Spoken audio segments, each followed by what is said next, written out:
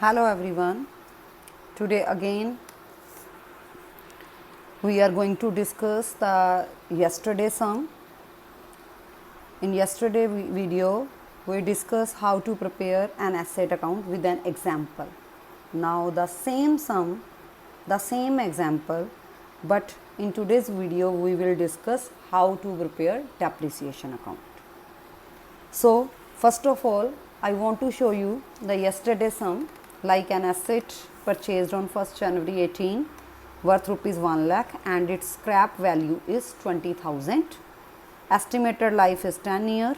Prepare asset account for 3 years and we were following the straight line method yesterday. तो same वही सम उसका हमने आज डेप्रिसिएशन अकाउंट सीखना। तो एंट्रीज हमारी वही थी, जब हम परचेज़ करते हैं एसेट को तो एसेट टू बैंक, तो वो हमने कल एसेट के डेबिट में डाल दिया 1 लाख की अमाउंट।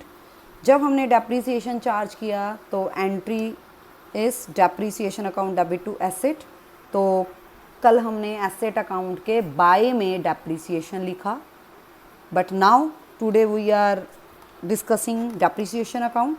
सो डेप्रिसिएशन अकाउंट का कॉरस्पॉन्डिंग अकाउंट है asset and depreciation account debit हो रहा है, तो डेबिट साइड में हम डेप्रिसिएशन के टू एसेट अकाउंट लिखेंगे। कौन सी डेट को? जिस डेट को डेप्रिसिएशन लग रहा है, मींस ईयर एंड पे।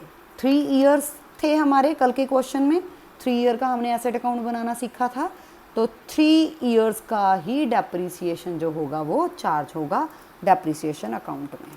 सो first of all first year end था आपका 31 दिसंबर 18, तो टू एसेट अकाउंट आपका डेप्रिसिएशन था 8000। हमने उसी 8000 को उसी डेट को डेप्रिसिएशन अकाउंट में टू एसेट करके हमने डेबिट कर दिया। नाउ द थर्ड एंट्री, इस डेप्रिसिएशन को हमने प्रॉफिट एंड लॉस में ट्रांसफ़र करना है। So the entry is profit and loss account debited to depreciation, but we are preparing depreciation account, हम तो डेप्रिसिएशन अकाउंट बना रहे हैं। सो डेप्रिसिएशन हियर क्रेडिट हो रहा है, तो क्रेडिट साइड हम इसकी पोस्टिंग करेंगे सेम डेट को ईयर एंड में, पर क्रेडिट साइड पोस्टिंग करेंगे, इसका कॉरस्पॉन्डिंग अकाउंट है प्रॉफिट एंड लॉस अकाउंट। सो हम लिखेंगे by profit and loss account, पूरा का पूरा 8000 जो होगा वो ट्रांसफ़र हो जाएगा। 2 लाइंस नीचे लगा देनी है, इट मीन्स उस ईयर का पूरा depreciation profit and loss account में ट्रांसफ़र हो गया। Now the next year 31 December year and 19, जैसे कि एसेट अकाउंट में आपने 8000 सेकेंड ईयर में भी डाला था, तो same again to asset account 8000, दोबारा सेम 19 में वो ट्रांसफ़र हो गया प्रॉफिट एंड लॉस अकाउंट में बेटा 8, तो सेकेंड ईयर भी जो डेप्रिसिएशन था ट्रांसफ़र हो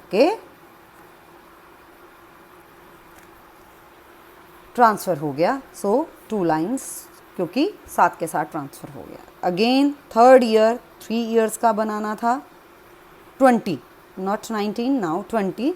अगेन डेप्रिसिएशन, पहले डेप्रिसिएशन अकाउंट में टू एसेट करके 8000, फिर ट्रांसफ़र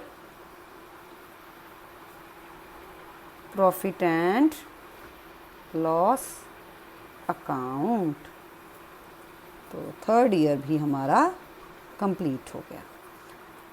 सो इस तरीके से बेटा आप asset account and depreciation account prepare कर सकते हो।